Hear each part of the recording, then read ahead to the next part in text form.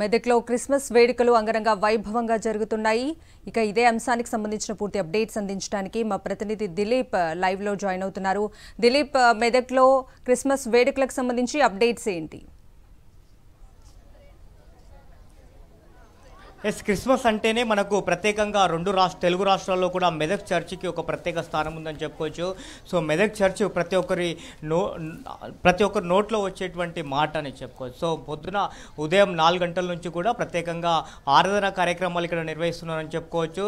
So చాలా పెద్ద ఎత్తున కూడా భక్తులు ఇక్కడ కుటుంబ సభ్యులతో పాటు చాలామంది ఫ్రెండ్స్తో కూడా కలిసి ఒక దేవాలయంలో పూజలు నిర్వహించడానికి వస్తున్న పరిస్థితిని మనం చూస్తున్నాం. అలాగే మెదక్ చర్చ్ అంటేనే కేవలం క్రిస్మస్కే కాదు, ఒక పర్యాటక ప్రాంతంగా కూడా చెప్పుకోవచ్చు. సో చాలా కేవలం క్రిస్మస్ రోజే కాదు, కేవలం సండేసే కాదు, మిగతా రోజుల్లో కూడా చాలా పెద్ద ఎత్తున కూడా ఈ యొక్క చర్చిని చూడడానికి ఇక్కడికి చాలామంది కూడా పర్యాటకులు కూడా వచ్చే అంశం అని చెప్పుకోవచ్చు. సో మనతో పాటు కొంతమంది ఇక్కడ చర్చిలో ప్రార్థన చేయడానికి వచ్చినటువంటి కొంతమంది అమ్మాయిలు ఉన్నారు. సో వారితో మాట్లాడడానికి ఎలా సెలబ్రేట్ చేసుకుంటున్నారు క్రిస్మస్ పండుగని?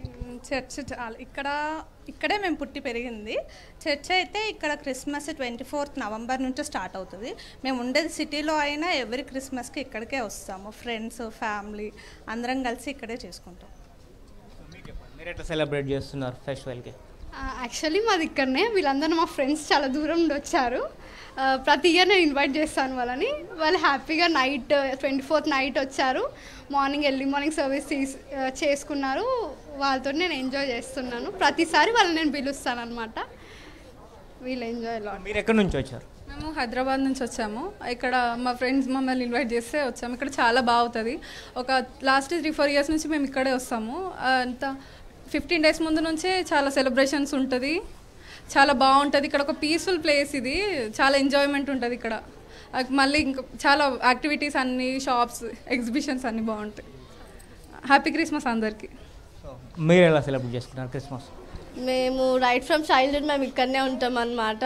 సో అంటే వచ్చే వాళ్ళకి ఎంత ఎగ్జైట్మెంట్ ఉంటుందో మాకు ఇంక ఎవ్రీ ఇయర్ 2 months నుండే స్టార్ట్ అవుతుంది. సో చాలా హ్యాపీనెస్ ఉంటుంది మొత్తం.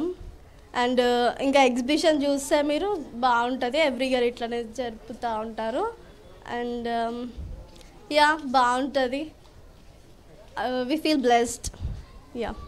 చూడొచ్చు చాలా ఇక్కడ ఉన్నటువంటి వాళ్ళ ఫ్రెండ్స్ని కానీ వాళ్ళ ఫ్యామిలీ మెంబర్స్ ఉన్నటువంటి రిలేషన్స్ వాళ్ళందరినీ కూడా ఇక్కడ ఇన్వైట్ చేస్తున్నటువంటి పరిస్థితి. సో ఇవాళ ఈ ఇయర్తో ఈ మెదక్ చర్చికి 99 సంవత్సరాలు పూర్తి చేసుకొని 100వ సంవత్సరంలోకి అడుగు పెడుతుందని చెప్పుకోవచ్చు. సో మొత్తం ఈ ఇయర్ మొత్తం కూడా శత జయంతి ఉత్సవాలు నిర్వహిస్తామని చెప్పి ఇప్పటికే నిర్వాహకులు తెలిపారు. చూడొచ్చు చాలామంది భక్తులు కూడా తమ మొక్కులను చెల్లించుకుంటున్నారు. అటు కొవ్వొత్తులు కానీ అలాగే కొబ్బరికాయలు కొట్టడం కానీ ఇవన్నీ కూడా చేస్తున్నారని చెప్పుకోవచ్చు. అలా వచ్చే భక్తులకు కూడా ఎలాంటి అవంచనీయ సంఘటనలు చోటు చేసుకోకుండా పూర్తి స్థాయి ఏర్పాట్లు కూడా చేశారు. భద్రత దృష్ట్యా కానీ అలాగే పార్కింగ్ దృష్ట్యా కానీ సో పూర్తి స్థాయి ఏర్పాట్లు కూడా చేసినటువంటి ఆ పరిస్థితిని ఇక్కడ చూస్తున్నాము.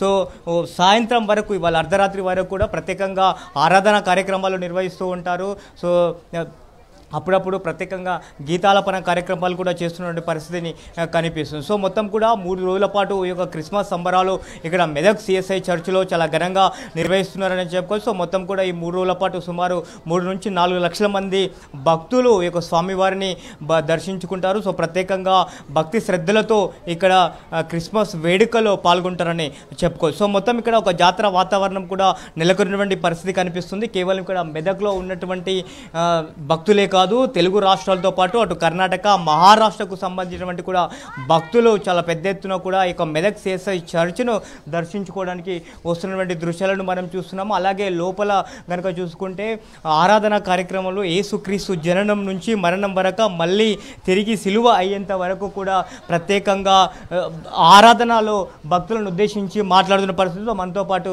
చర్చి ఫాదర్ ఉన్నారు. ఎలాంటి ప్రార్థనలు జరుగుతున్నాయి ఇవాళ? సాక్షి ప్రేక్షకులకు క్రిస్మస్ శుభాకాంక్షలు అందిస్తున్నాం.